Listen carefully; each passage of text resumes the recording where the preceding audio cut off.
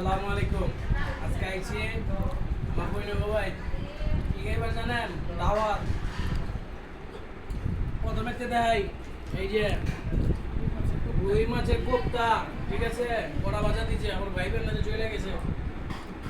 তারপরে এই যে খাচ্ছি ঠিক আছে, খাইবেন আর আরাম পাইবেন।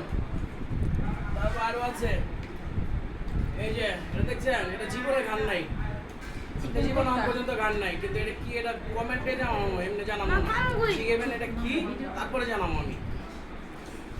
তারপরে এই যে এই জায়গায় আছে গরুর গোস্ত, ডিম, তারপরে আছে এই যে সবার ফেভারিট মুরগির রোস্ট, শুটকি ভর্তা। ওই শুটকি ভর্তা আছে। এই যে এটা সাথে জমেই না, এটার লগে যদি পোলাও দিয়ে মনে করেন ভরাই খায় পান, আর কোনো কথাই থাকবো না।